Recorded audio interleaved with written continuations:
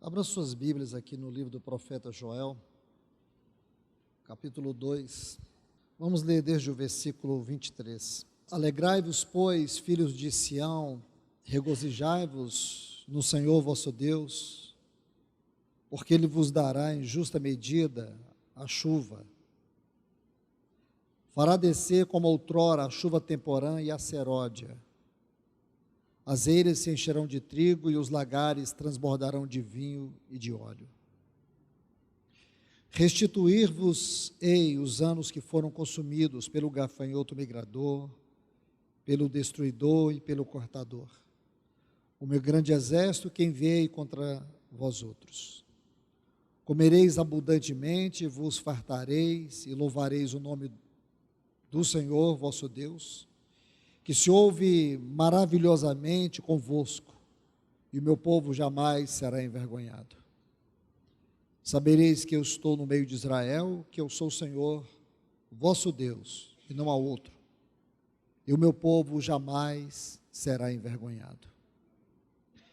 E acontecerá depois que derramarei do meu espírito sobre toda a carne, vossos filhos e vossas filhas profetizarão, vossos velhos sonharão, e os vossos jovens terão visões. E até sobre os servos e sobre as servas derramarei o meu espírito naqueles dias. Vamos abrir ainda em Atos dos Apóstolos, capítulo 2, a partir do versículo 16.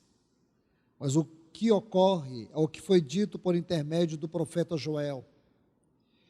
E acontecerá nos últimos dias, diz o Senhor, que derramarei do meu espírito sobre toda a carne. Vossos filhos e vossas filhas profetizarão. Vossos jovens terão visões e sonharão vossos velhos. E até sobre os meus servos e sobre minhas servas derramarei do meu espírito naqueles dias, e profetizarão. Mostrarei prodígios em cima no céu e sinais embaixo na terra, sangue, fogo e vapor de fumaça. O sol se converterá em trevas e a lua em sangue, antes que venha o grande e glorioso dia do Senhor. Vamos orar. Amado Deus, querido Pai, no nome do Teu Filho Jesus, nós estamos aqui reunidos em Teu nome, clamando a Tua ajuda, clamando o Teu socorro, clamando a Tua palavra, clamando que Tu venha, Senhor, e ajude-nos, dando-nos luz, dando-nos revelação, dando-nos a interpretação, para que possamos tocar, Senhor, a vida da Tua palavra, o poder da Tua palavra, em nome de Jesus, Pai. Nós te clamamos nesta hora, em nome de Jesus, amém.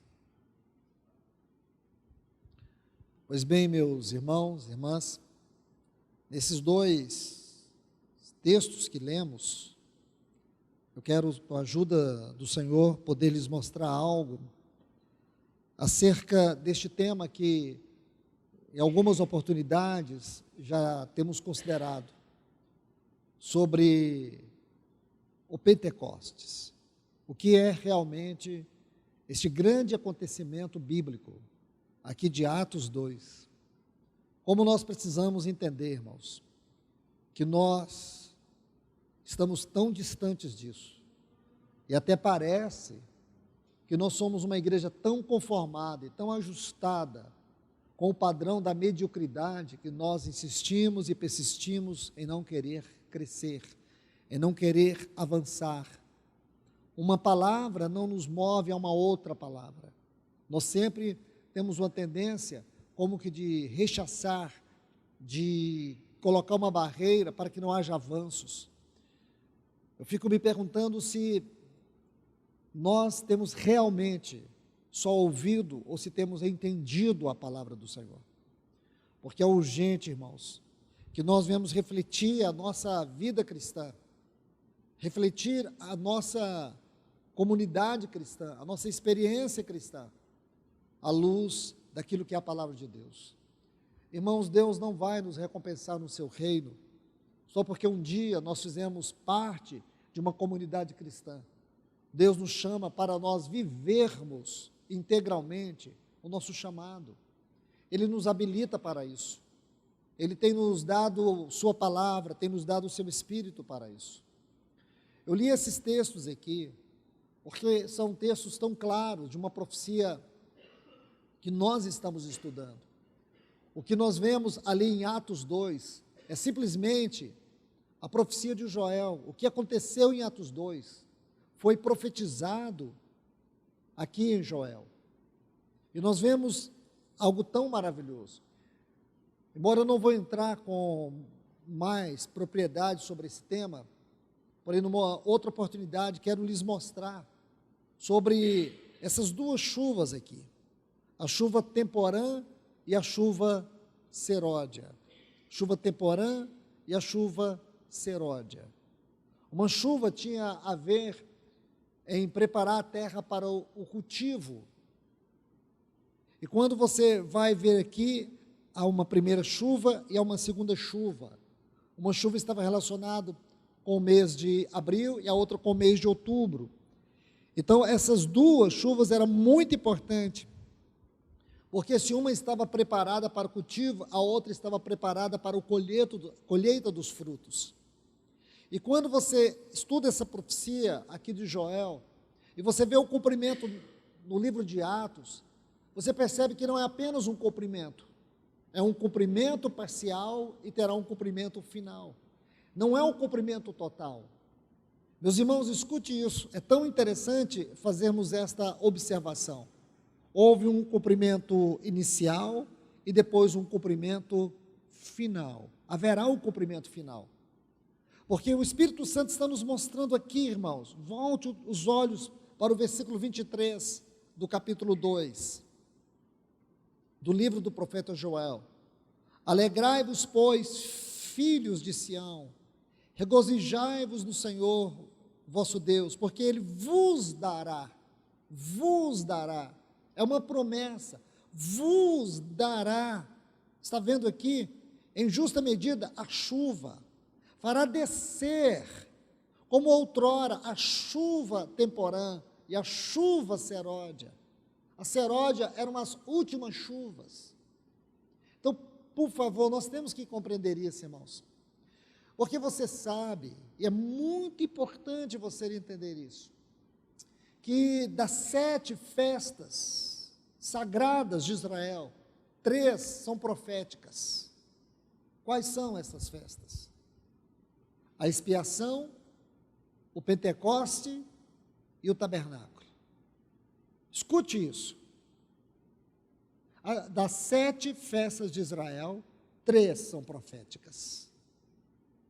A expiação, o Pentecostes e os tabernáculos, a festa dos tabernáculos.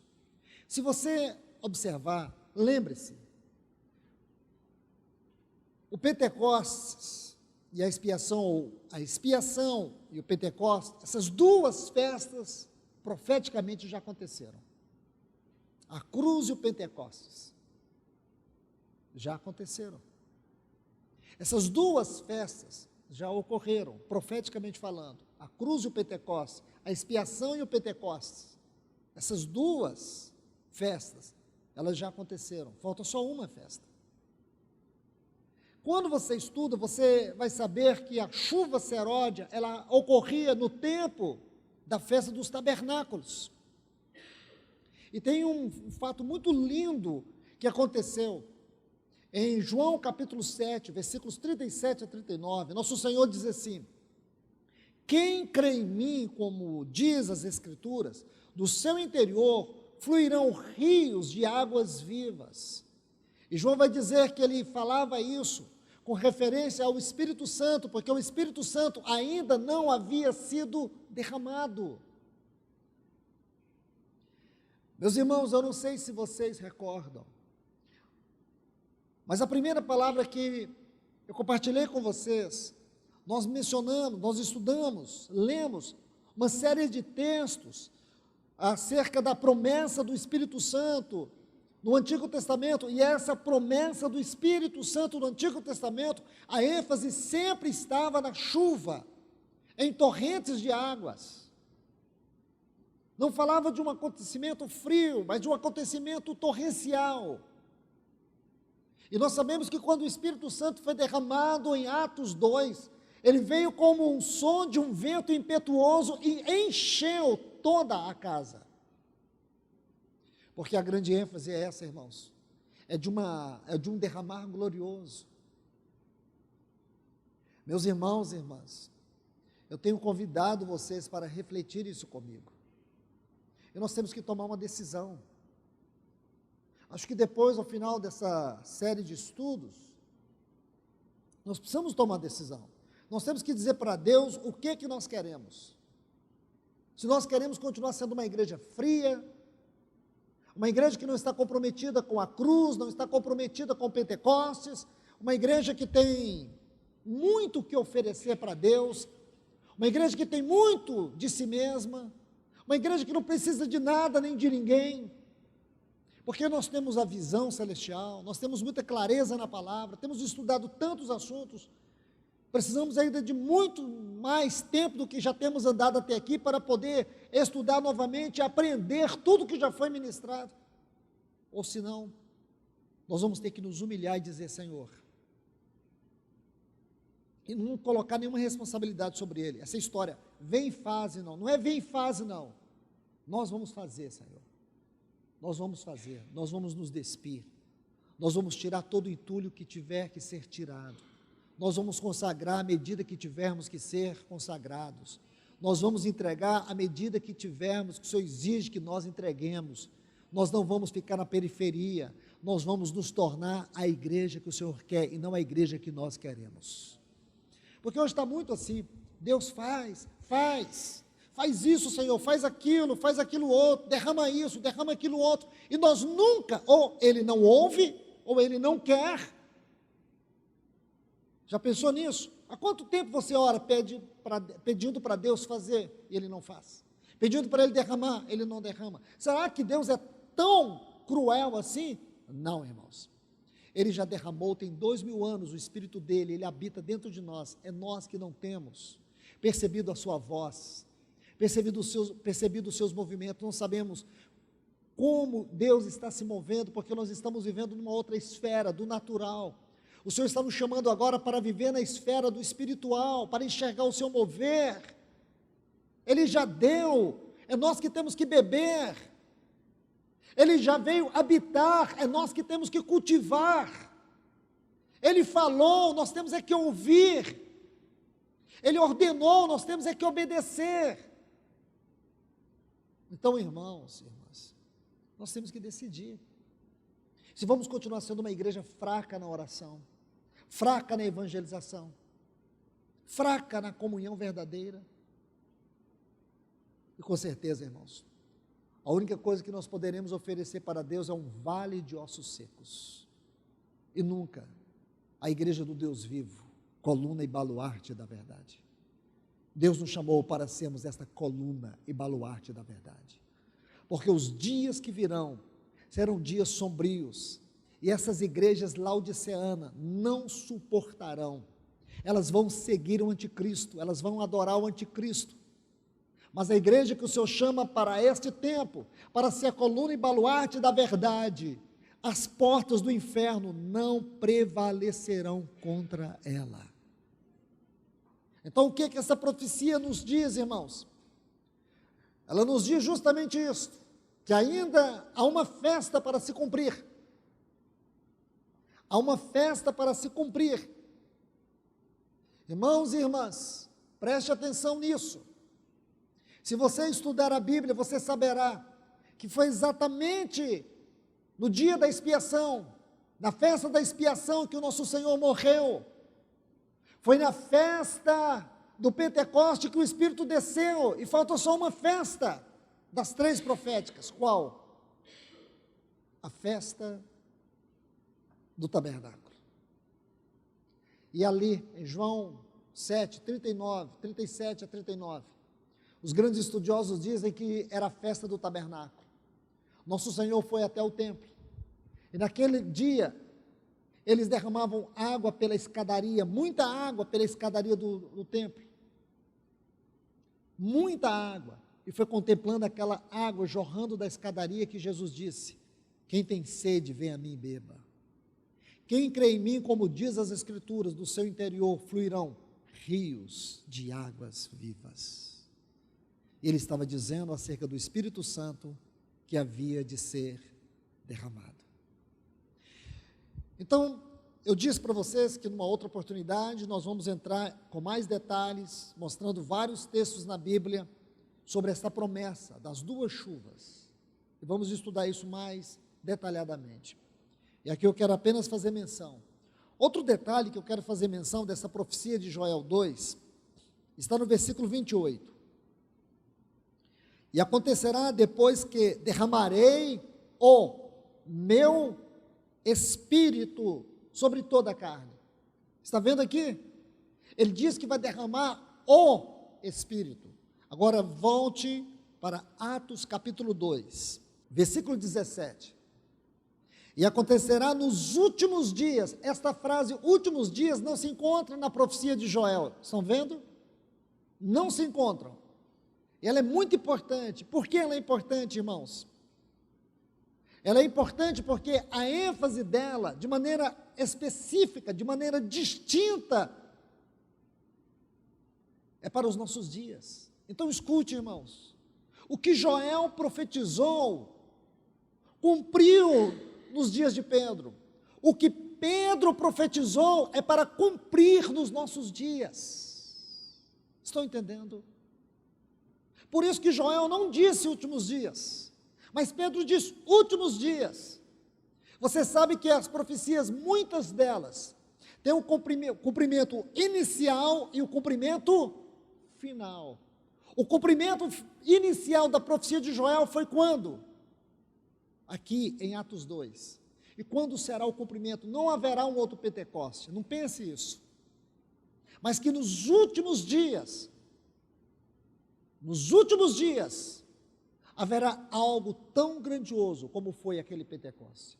Nós não vamos ter outro Pentecoste, porque Pentecoste é só um, assim como a cruz é só uma. A cruz e o Pentecostes são os dois fundamentos nos quais a igreja foi edificada, sobre a obra da cruz e sobre a obra do Pentecostes.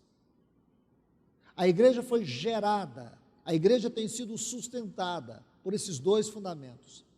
Mas o que Pedro está dizendo, que nos últimos tempos isto vai acontecer.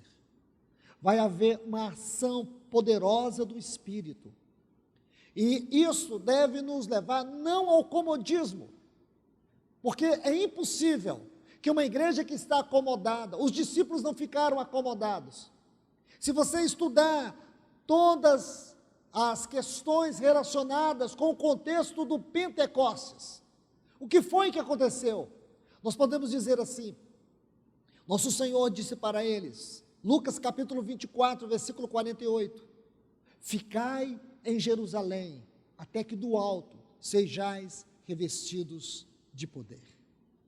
Nosso Senhor disse para eles que eles deveriam permanecer, e eles ficaram, 40 dias, eles estiveram juntos ali, nosso Senhor com eles, fazendo o quê? Atos 1, versículo 4, diz que o nosso Senhor estava reunido com eles, nosso Senhor não ascendeu aos céus, Ele permaneceu ainda 40 dias com eles, ensinando. O que quer dizer, irmãos? Esse é o tempo de ensinamento, esse é o tempo da palavra ser revelada, esse é o tempo de nós acordarmos para a palavra, para o ministério da palavra, porque o ministério da palavra é um ministério vivo, é um ministério eficaz, é um ministério cortante, é um ministério penetrante, é um ministério que liberta, é um ministério que cura. A igreja precisa do ministério da palavra, irmãos. E esse ministério foi o ministério do nosso Senhor naqueles 40 dias. Nós precisamos ser ordenados. O que o Senhor estava ali com eles? Ordenando eles. se nós não tivermos essa disposição de nos reunir em torno do Senhor, em torno do seu nome, em torno da sua palavra, nós vamos cair no engano do ativismo. Não é hora de nós pensarmos em trabalhar para Deus, é hora de nós deixarmos Deus trabalhar em nós. O nosso trabalho tem que ser resultado da sua obra em nós, na nossa vida. E ele ficou ali com eles, ministrando. Nosso Senhor ascendeu aos céus, eles permaneceram ali. Eles não saíram daquela cidade, porque era a ordem do Senhor. Então, irmãos, o Senhor nos manda olhar para esse acontecimento. O Senhor nos manda refletir sobre isso. Essa é a palavra que o Senhor tem nos dado nesses dias. Porque nós não podemos criar coisas novas. Nós precisamos começar a preparar a nossa vida. Cada um de nós precisamos nos comprometer com isso, porque o Senhor deseja fazer algo extraordinário. Ele precisa e quer, necessita e quer voltar para a sua igreja. Esta é a sua obsessão, voltar para a sua igreja. Assim como ele tinha lá no Monte Hermon, o Monte da Transfiguração, Lucas 9, versículo 51, diz que havia no seu semblante a intrépida resolução de ir para Jerusalém. Porque Jerusalém, por causa daquele outro monte, o Gólgota, ele tinha uma obsessão por aquela cruz. Aquela era a sua hora, aquela era a sua cruz. Aquele foi o único lugar que ele reclinou a cabeça. Agora, irmãos, qual é o anelo do nosso Senhor? O anelo do Senhor é voltar para a sua noiva. Mas ela ainda não está preparada. Ela ainda não se ataviou. Existe força das trevas lutando para que ela não se prepare, para que ela não se atavie, para que ela não se volte para Ele. Existe todo um sistema governado por potestades das trevas que tem roubado nossa mente, roubado os nossos afetos, roubado o nosso tempo. Tem diminuído a nossa devoção, a nossa consagração, interferido na nossa busca por santidade.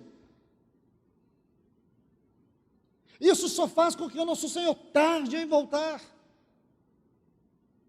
Nosso tempo é roubado, nosso anelo pela palavra de Deus, tudo que envolve a nossa devoção. Como nós queremos ter a presença de Deus se não amamos orar, se não amamos a sua palavra? Como dizemos que amamos a face dele, se não conseguimos amar a face dele na sua palavra, amar a face dele na comunhão da oração? Como nós queremos a sua presença em nós, se nós não temos cultivado sua presença na palavra, sua presença na oração? Essa igreja, irmãos, que Deus busca, essa igreja que quer compromisso com a oração, compromisso com a sua palavra. Então, amados irmãos e irmãs, o que essas duas chuvas vão apontar é justamente isso. Um cumprimento inicial e um cumprimento final. O cumprimento inicial está aqui em Atos 2. O cumprimento final será antes da volta do Senhor. Esses dois acontecimentos, eles fazem parte de um único acontecimento. A profecia de Joel se cumpriu nos dias de Pedro, a profecia de Pedro se cumprirá nos nossos dias. E nós temos que olhar para aquele Pentecostes e saber que aquele Pentecostes é também o nosso Pentecostes. O Senhor não vai vir buscar Laodiceia, uma igreja orgulhosa, uma igreja soberba, uma igreja fria, uma igreja diferente. Ele vem buscar Filadélfia, a igreja da comunhão, a igreja que tem uma porta aberta, a igreja que, embora tendo poucas forças, não vai negar o nome do Senhor. Então, meus irmãos e irmãs, que o Senhor nos ajude, que o Senhor ajude cada um de nós, que o Senhor abra os nossos olhos, para que nós conheçamos esta hora em que estamos aqui, para que conheçamos os movimentos do Senhor neste exato momento da nossa caminhada. Que nós possamos discernir toda essa casta que tem atuado com tanta sutileza, com tanto engano, para aprisionar os nossos irmãos, para roubar deles o tempo com a palavra, para roubar deles o tempo em que eles poderiam estar sendo abençoados com o ministrar do Senhor. Que cada um de nós venhamos nos sentir responsáveis por isso, irmãos. Que o Senhor nos tire desta apatia. Que cada um de nós possamos ter dentro de nós uma trombeta tocando, uma urgência de Deus. Que cada um de nós possamos sentir um anelo pela volta do Senhor. Que isso possa nos incomodar em ver os nossos irmãos frios, em ver os nossos irmãos indiferentes, em ver os nossos irmãos ausentes. Que nós possamos nos sentir profundamente incomodados por ver os irmãos ausentes da reunião de oração, ausentes do ministério da palavra.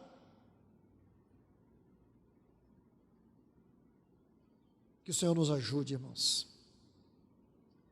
Mas deixe-me mostrar algo para vocês aqui. Lembra que Joel diz assim, que acontecerá que nos últimos dias derramarei o meu Espírito. E aqui Pedro diz assim, derramarei do meu Espírito. Aqui nós temos algo que parece ser insignificante, porém não é. Derramarei o meu Espírito. E derramarei do meu Espírito. Porque a primeira ênfase, ali em Joel capítulo 2, que se cumpre em Atos, é o Espírito de habitação. O Espírito Santo que veio nos habitar. O Espírito Santo que penetrou para dentro de nós. Lá naquele Pentecoste, o Espírito foi derramado. O Espírito veio uma vez por todas e habitou a igreja do nosso Senhor Jesus. E o que quer dizer agora? Derramarei do. Joel disse, derramarei o meu Espírito. Pedro disse, nos últimos dias derramarei do meu Espírito. O que quer dizer, irmãos, que o que vamos experimentar é da mesma fonte, é do mesmo Pentecoste. Porque não é um outro Pentecoste. O Espírito já foi derramado. Agora é do Espírito que nós vamos experimentar. É do mesmo Espírito. É do mesmo Pentecostes. Vai ser algo extraordinário, irmãos. Algo muito grande. Existem vários textos na Bíblia que provam que Deus tem reservado para esse último tempo uma experiência inigualável.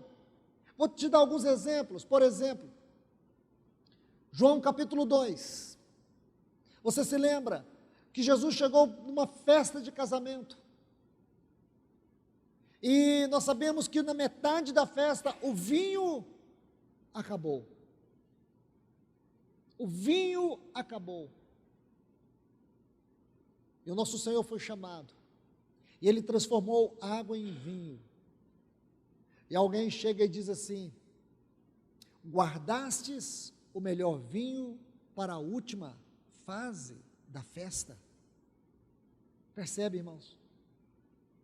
Porque nós sabemos que vinho aqui fala do gozo do Espírito, fala da alegria. Olhe bem o que o Senhor está nos dizendo. Deus reservou para esta última fase algo tão glorioso do seu Espírito para nós, irmãos. É daquele Pentecostes. Naquele Pentecostes, o que é que nós vemos? Uma igreja corajosa. Não uma igreja como nós, irmãos. Não uma igreja que dá o que sobra para Deus. Aquela igreja deu tudo para Deus. Eles deram a si mesmos. Não como nós, que somos tão travados na nossa gratidão, na nossa adoração. Eles adoravam e externavam toda a gratidão por aquela cruz, pelos atributos de Deus. Eles não cantavam eles cantavam Deus. Havia homens cheios do Espírito. Essa era a característica para todos os que serviam. Qual era a característica dos diáconos que nós encontramos em Atos dos Apóstolos? Em primeiro lugar, que sejam homens cheios do Espírito Santo. Percebe isso? A primeira e fundamental característica: homens cheios do Espírito Santo. Não é homens que têm conhecimento intelectual. Não são os mais experimentados. Não. A característica fundamental para servir na obra de Deus, seja em que área for, precisa ser homens cheios do Espírito Santo. Aquela igreja, irmãos, tinha ousadia. Eles tinham ousadia para orar. Eles tinham ousadia para se envolver com as demandas do Senhor. Imagine, irmãos, que aqueles 30 primeiros anos da história da igreja de Atos, aqueles irmãos viveram como se fosse a última hora. E nós estamos vivendo exatamente a última hora e não temos noção do tempo que estamos vivendo. Eles viveram crendo que o Senhor poderia voltar naquele tempo.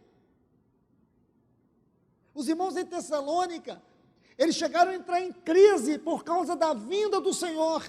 E Paulo escreve o capítulo 2 da primeira carta para corrigir isto. Porque eles tinham um anelo pela volta do Senhor. Então eles viviam como se fosse a última hora. E nós vivemos, irmãos, como se ele nunca fosse voltar. Porque se soubéssemos o que é a sua vinda e como serão os últimos dias, e você não precisa de interpretação nenhuma, é só você crer e ver na palavra, talvez nós corrigiríamos muitas coisas que estão erradas em nossa vida, mudaríamos muito das nossas prioridades,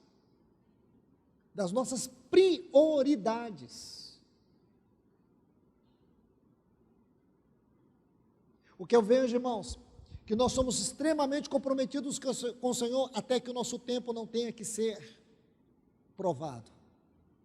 Nós somos sérios com Deus e dizemos que amamos o Senhor enquanto as nossas prioridades não forem confrontadas, porque no momento que elas são, abandonamos o Senhor, deixamos o Senhor, deixamos as demandas do Senhor.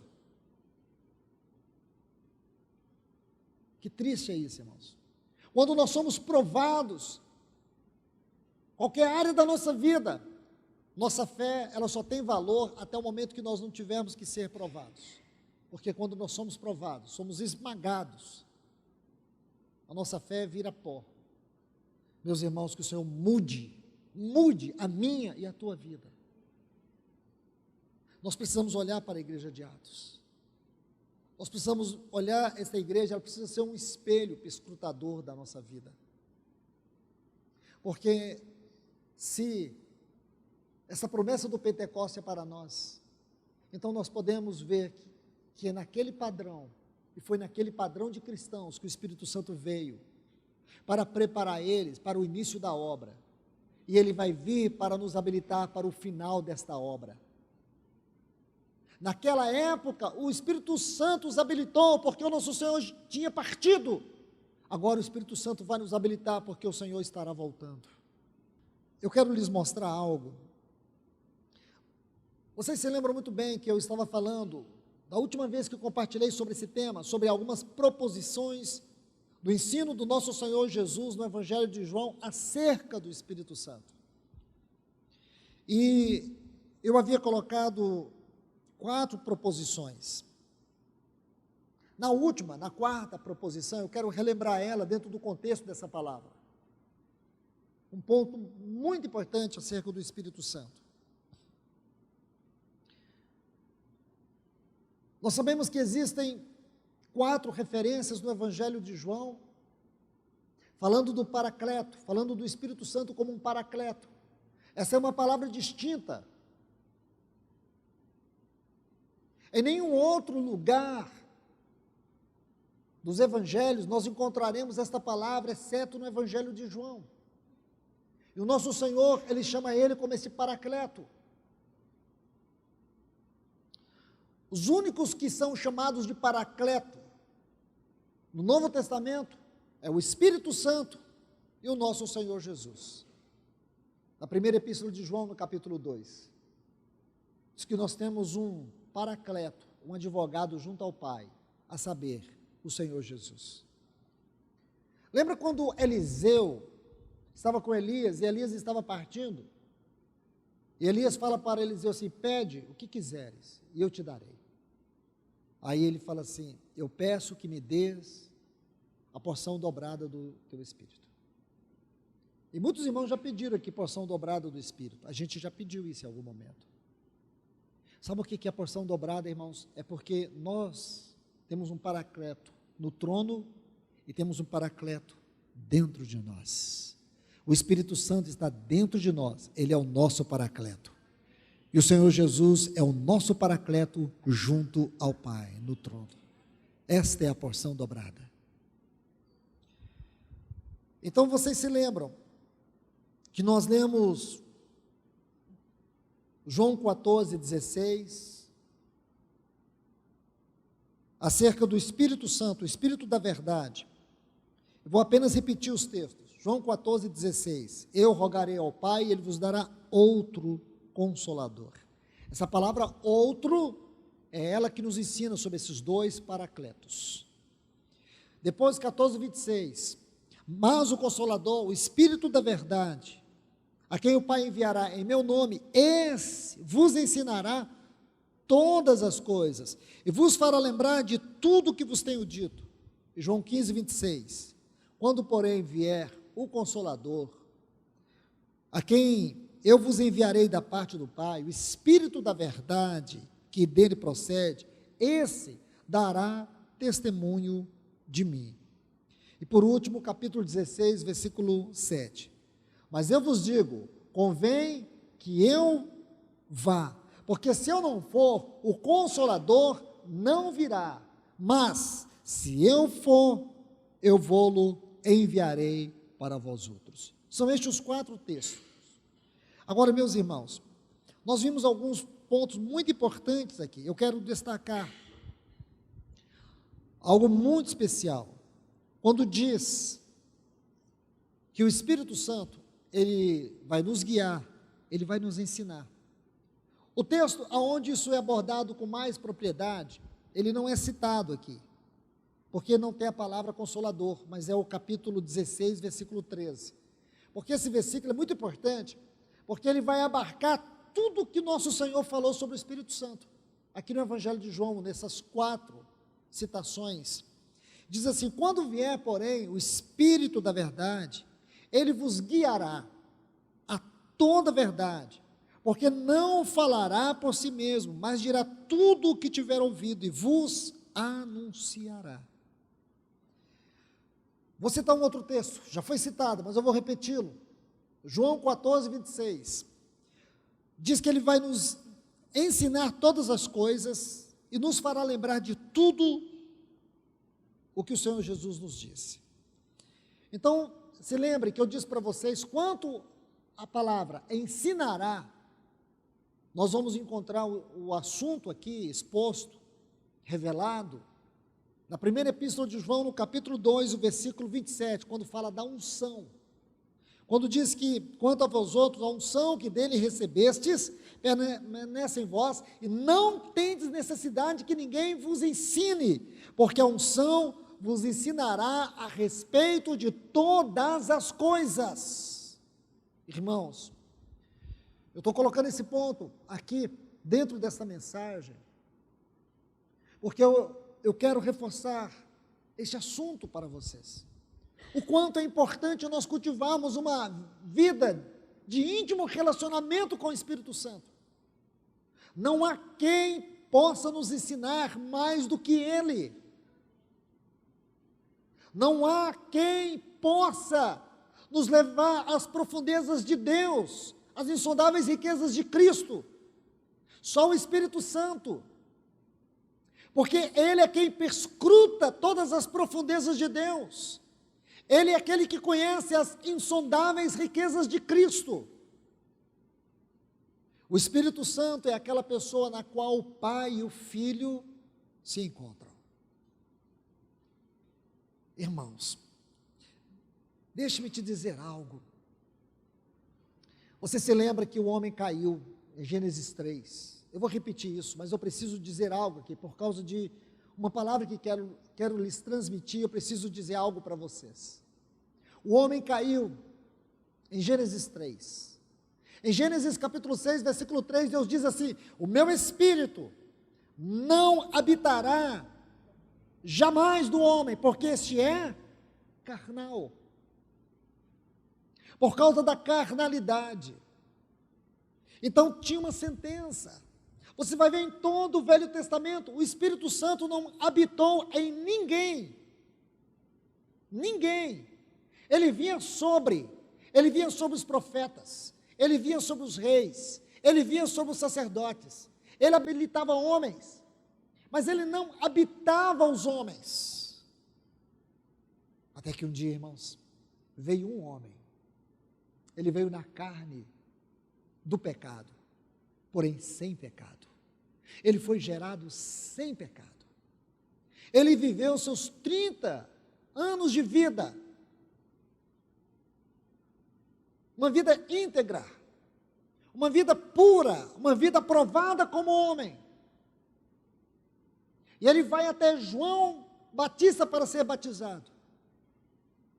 E o Espírito Santo pousa sobre ele. Aquela pomba lá de Gênesis 8, aquela última vez que Noé soltou a pomba, ela voou. E o que diz João? No Evangelho de João, no capítulo 1, no versículo 32, João diz que viu o Espírito pousar sobre ele na forma corpórea de uma pomba, habitar. Ali o Espírito o habitou. Ele foi um homem habitado pelo Espírito. Irmãos, nosso Senhor, Ele conquistou o Espírito Santo para nós. Uma das maiores conquistas de Cristo para nós, não é só o perdão, mas a maior, talvez, conquista que você pode ter, é a conquista do Espírito Santo. Ele conquistou, porque ninguém pôde conquistar. Nenhum dos homens do Antigo Testamento pôde conquistar. Não havia ninguém que pudesse conquistar. Ele conquistou o Espírito Santo para nós. Por isso que ele disse: se eu for, eu vou-lo enviarei. Ele quebrou a palavra do Pai? Ele colocou a palavra do Pai por terra? Não. Sabe por quê, irmãos? Porque quando o Pai olha para ele, veja, em 2 capítulos, Mateus 3 e Mateus 17, em Mateus 3, quando ele vai até João Batista, 30 anos, aqueles 30 anos de uma vida digna, mesmo em todo o anonimato, ele tinha uma vida pura, uma vida santa, uma vida digna. Ele não falhou como um homem, como o carpinteiro de Nazaré, como filho de José. Ele foi um filho obediente, ele foi um homem íntegro.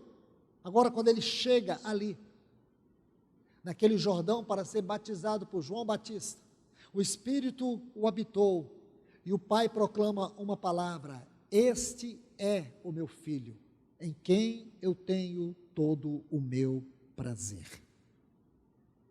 Agora ele começa uma vida de obediência ao Pai, em conformidade com a vontade do Pai.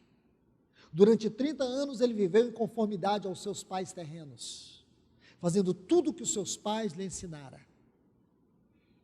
Agora, ele sai daquela sujeição para um ministério de submissão à suprema vontade do Pai. E ele vive 3 anos. Ao final daqueles 3 anos, ele está no Monte Hermon. E ali, naquele monte, diz Lucas que ele poderia ascender, no capítulo 9, versículo 51, ascender aos céus. Agora não é, irmãos, uma pomba pousando sobre ele. É aquela glória que Adão teria ganhado se ele não tivesse pecado. O seu corpo é transfigurado em uma glória que ele alcançou por causa da dignidade moral da sua vida, pela integridade da sua obediência e fidelidade em fazer toda a vontade do Pai. Ele não foi apenas um homem perfeito, ele foi o servo perfeito. Por isso que a palavra servo, o meu servo, é tão repetida, essa frase é tão repetida no livro de Isaías, porque ele não apenas foi o homem ideal, ele foi o servo ideal. Ele cumpriu toda a vontade do Pai, ele pregou o evangelho do reino, mas ele ainda tinha uma missão mais elevada. A sua missão consistia em 3 partes: como homem, como servo e como salvador. E o que ele fez agora? Ele desce lá do Monte Hermon e vai para o Monte do Gólgota, cumprir a parte mais difícil da sua missão. E foi o que ele fez. Por isso Paulo diz que ele foi obediente até a morte de cruz. Ele conquistou para nós o Espírito Santo, irmãos. O Espírito Santo é uma conquista de Cristo para nós. Nós não temos apenas que louvar a Ele pelo perdão, graças a Deus pelo perdão, porque o perdão é a porta que Deus nos abre para a salvação, mas a plenitude dessa porta é a habitação, é a obra do Espírito Santo, porque ela é uma obra crescente. Essa obra só vai terminar na sua plenitude, mas não é terminar no seu fim, mas chegar à sua plenitude, quando Cristo for totalmente conformado em nós. Quem vai nos ajudar, irmãos? Quem vai fazer essa obra, e está fazendo essa obra? O Espírito Santo, este Consolador, este que está aqui a todo tempo, pegando firme conosco, não deixando que você permaneça no pecado. Quantas vezes você caiu, quantas vezes você fracassou? Quem te convenceu? Quem abriu seus olhos? Quem falou nos seus ouvidos? Quem falou na sua consciência, na sua mente? Quem? Ele, o Espírito Santo. Ele nunca te deixou. Você o entristece, você o fere, você o magoa, ele sente dor por sua causa, mas ele não desiste. Que pessoa é essa, irmãos? Indescritível. Só podia ser um outro Consolador, da mesma natureza, do mesmo caráter de benignidade, de longanimidade, de amor, de zelo, de ciúme. Ele tem ciúme de nós, irmãos. A Bíblia diz que ele arde em ciúme, em zelo por nós. Que pessoa é essa, irmãos? Nós precisamos atentar para isso. E ele está aqui para nos fazer lembrar de tudo que o nosso Senhor nos ensinou. Eu quero lhes mostrar um texto. Aqui, em João 16, 12, diz assim: tenho ainda muito que vos dizer, mas vós não podeis suportar agora. Está vendo, irmãos? Porque com Cristo começou a revelação inicial. Com o Espírito Santo nós teremos a revelação completa. Escute isso, é lindo, irmãos. Com Cristo começou a revelação inicial, mas com o Espírito Santo nós teremos a revelação final, a revelação plena. Mas ele não veio, o Espírito Santo não veio nos dar uma revelação plena de si mesmo, ele veio nos dar uma revelação plena de Cristo, porque Cristo é a palavra. Ele não veio para falar de si mesmo. Então observe, Jesus disse: tenho ainda muito que vos dizer. Vocês não estão preparados, vocês não vão suportar. Irmãos, se eu e você ainda estivéssemos em trevas, o que nós entenderíamos disso, irmãos? O que nós entenderíamos de Pentecostes? O que nós entenderíamos de redenção? O que nós entenderíamos da habitação do Espírito? O que nós entenderíamos da volta do Senhor? O que nós entenderíamos da eternidade? Por que nós anelamos isso? Por que nós nos tornamos seres estranhos a este mundo, é por causa da habitação do Espírito Santo dentro de nós. É por causa da sua voz na nossa mente. Por que as nossas aspirações são para o alto, não são para essa terra? É por causa do Espírito Santo que está dentro de nós. Por que nós buscamos coisas que ninguém vê, que ninguém acredita, mas nós não vemos, mas cremos, sentimos, percebemos, alimentamos disso? Temos nossas faculdades mentais alimentadas por isso. Quem nos alimenta? Quem nos dá inspiração? Quem nos dá essa vocação?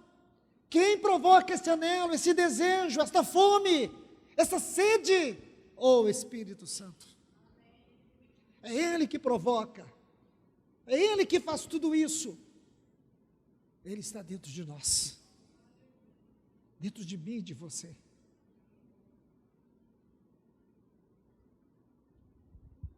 Então, a última revelação que ia ser feita de forma escrita, quem foi que deu? Foi o Espírito Santo. Ele revelou toda a história em Atos, as epístolas, o livro de Apocalipse. Essa seria a revelação completa que o Senhor Jesus nos daria, mas Ele nos deu por meio do Espírito Santo.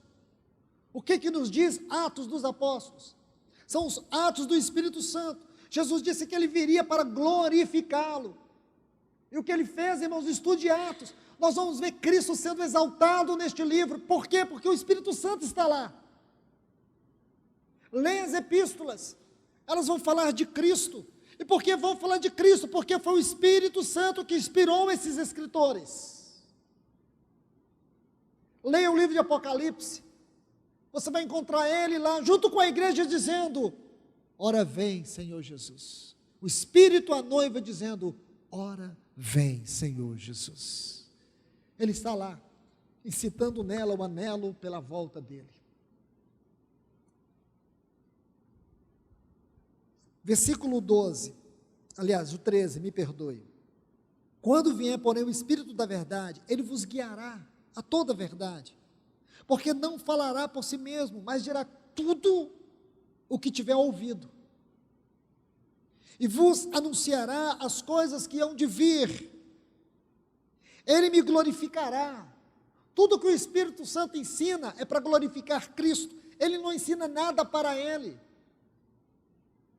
O Espírito Santo é tão lindo, ele é a coisa mais linda que você pode imaginar. Ele não faz nada voltado para si, tudo que ele faz, ele foca Cristo.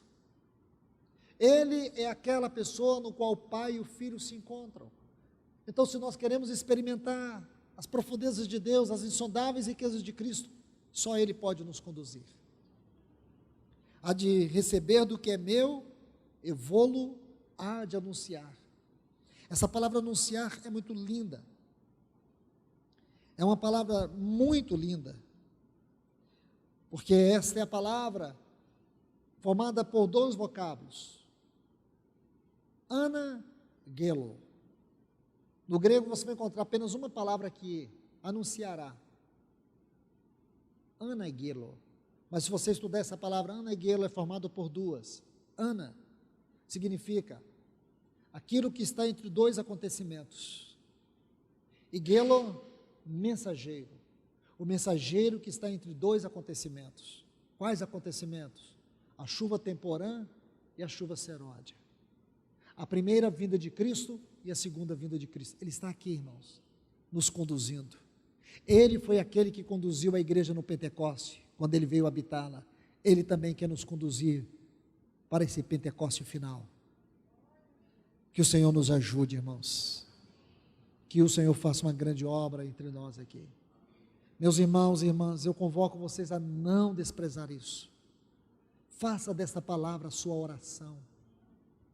Faça desta palavra a oração para esse tempo. Junto com as outras palavras que o Augusto esteve ministrando aqui, que o Vanderlei esteve ministrando no domingo. Tome essas palavras, todas elas, como uma só palavra. E faça dela, não delas, porque cada irmão trouxe uma parte.